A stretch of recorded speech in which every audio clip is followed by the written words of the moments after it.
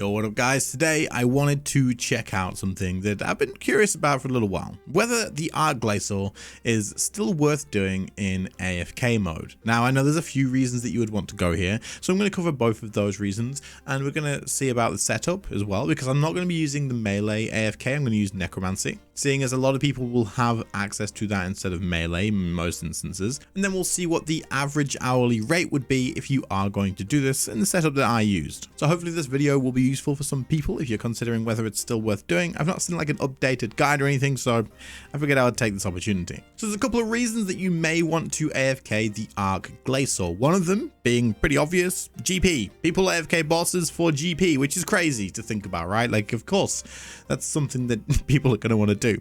So, is the Arch Glacor in terms of gold per hour worth doing is one of the questions that we're going to have. And then secondly, is the reason a lot of people AFK the Arch Glacor is for charms. Now, charms, the rates haven't changed since the beginning, so these are going to be exactly the same. If you are purely coming here for charms, then your answer is already yes. Your charms are still going to be worth getting at the Arch Glacor. This is still going to be one of the best places to get yourself blue charms, crimson charms, I believe greens, golds as well. However, in the video, I am not going to be bothering to look at your greens and your golds. We're just going to take a look purely at the crimsons and the blues once we do get to the actual final loot. Now, normally I would start out with a guide, but instead today we're just going to jump straight to the loot. And then if you guys don't need the guide, you just click off the video. It cost me a little watch time, so if you want to watch the guide anyway, then feel free, but if not, then just leave a like and then just leave. So let's take a look at the loot, shall we? So I tested this out across 3 hours, which you could probably do a little bit more, but they were all so close together I didn't think it really mattered. Ending this hour here, I managed to get myself a total loot of 5.273 million GP, so 5,273k. That's in GP after selling off the loot, of course. Now you could have made more if you popped the loot into like a auto alka, or if you high alked it yourself, you could have made like probably a couple of 100k more from salvages and that sort of thing. I did get myself a decent amount of Wen pages, and it is also worth mentioning that when I opened the tier 3 troves, I did get myself an Onyx, which is of course a very big deal as well. Getting an Onyx is going to be 1 million GP extra added, so you could either give or take a million, seeing as you're probably not going to get one of those every time you do this. I did also get a Pernix Quiver Fragment as well. These aren't anywhere near as expensive as they used to be, so not as important. But getting anywhere between 4.5 to 5.3 mil, so just under 5 mil an hour, is probably pretty good. Like, it's not too bad. The next thing, of course, to look at is how many charms did I get. Across the full hour, I got 405 blue charms this time and 490 crimson charms, which is really good.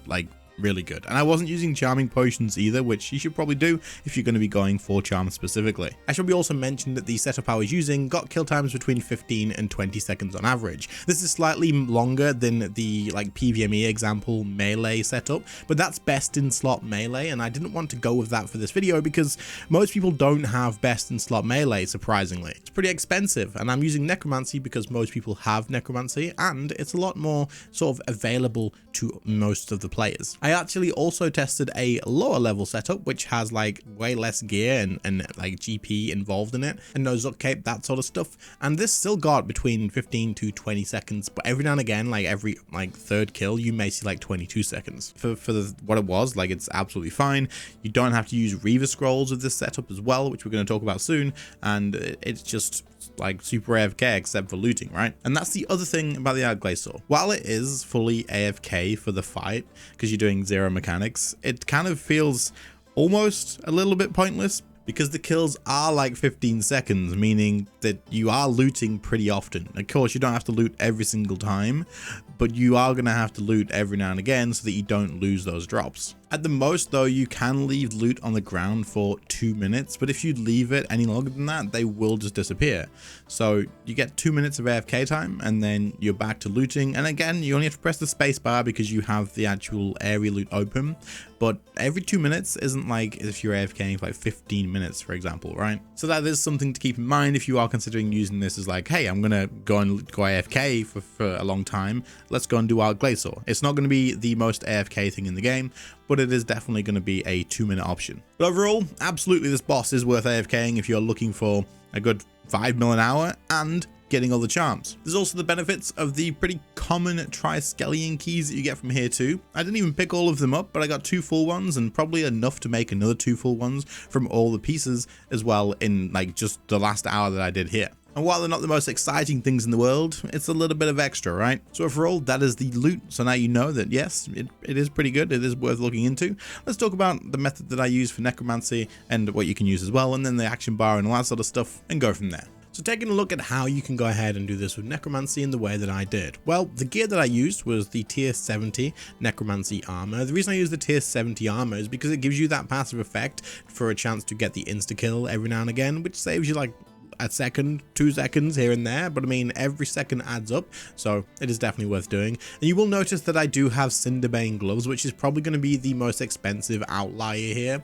You can probably not necessarily take these, it doesn't matter that much probably. You can just use like the weapon poison plus and incense sticks if you wanted to, and that way as long as you have that, you're still going to get the weapon poison damage in. Cinderbanes are just going to let it proc a little bit more often, which again will probably save you a second or so here and there.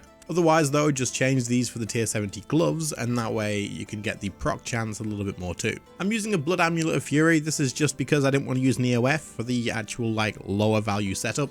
And that way people aren't like, well, you have to have your Neo F, so that's not in there. The healing from this isn't needed whatsoever. You could just use a normal Fury or a Glory, anything like that. The ring I'm using here is the Occultist ring. This costs around about 8 mil from last time I checked, which is absolutely worth every penny for the stats that it offers and the effect it offers as well. I have just a regular necromancy skill cape on. You can use any skill cape, but if you have anything better like a Zuk cape, then of course bring that along, but it's not needed. And then I am just using a Scripture of Jazz with a Magirat aura, but again, you can use Equilibrium aura if you have that, or any DPS aura like Dark Magic if you have access to that as well. The weapons are the tier 90 necromancy weapons, and a lot of people are going to go, what, there's a tier 90, you have to, of course you have to, it's an AFKing a boss, right? You're AFKing a boss here, you want to get the most value out of it, but also the tier 90 necro weapons are really not that hard to get your hands on. You just have to level up, go through the little quests a little bit, and the weapons themselves are cheap to make, like super cheap to make. These are by far the easiest tier 90 weapons in the game to get your hands on, and are absolutely worth it. For the rune pouch, it is just the Necromancy Nexus, which allows me to put all my ectoplasms and stuff in there, which you're going to want a decent amount of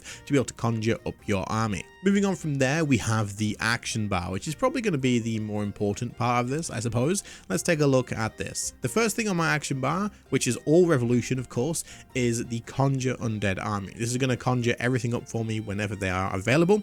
And then following that is the Command Ghost, as you are going to want that active, as it increases the damage that you do. Following on from that, we have the basic stack abilities such as the Touch of Death and the Soul Sap, which are going to increase necrosis stacks and the soul stacks as well. Then we have Command Skeleton Warrior, so that you can use this pretty much whenever the other two aren't available. Commanding your skeleton, of course, does a pretty good amount of damage, so you definitely want to be using this. Next up, I have Death Skulls on here, which is fine to use because we're not going to use anything else that actually uses adrenaline, because we are going to be using Finger of Death, but it'll probably only ever proc when you have necrosis stacks, and then afterwards we have Volley of Souls, which will throw if you have any of the soul saps. Every now and again you will use a Finger of Death with adrenaline, but it's not a big deal because it is worth using anyway, and Death Skulls has such a long cooldown, so chances are you're not going to overlap. Whenever you do use Death Skulls though, it's not really a waste because again, you're going to have necrosis stacks building up with Touch of Death, and your ring can give you necrosis stacks too, meaning you can get Fingers of Death off nice and easy for free. And if it's not for free, there's a good chance it's going to be at reduced adrenaline cost anyway. But using this setup is what managed to get me between 15 to 20 second kills, even with this tier setup as well. And keep in mind that everything else you do use, like to upgrade this, is only going to increase that speed too. If you brought like the first Necromancer armor, you can easily get like 13 seconds to 15 seconds kills on average, and then obviously any bonuses that you get from there you can carry along too. You could bring scrolls in your Ripper Demon to increase the damage that you deal too if you wanted to. You could probably do many different things to actually improve the kill times that you get. Now, as mentioned, the melee suggested setup from PVME is probably the best and most effective setup, but of course getting Lengs and Vestments of Havoc and Chaos Roar and many other things as well is going to be a pretty big investment to be able to AFK the Arch Glacor. So I wanted to focus on this. While it's not as efficient, it's definitely something you could take advantage of. Either way, I hope this video was useful for you guys. If it was, make sure to leave a like, sub to the channel if you are new around here by the way, and other than that, I guess I'll catch you all in the next one. See you later guys, bye.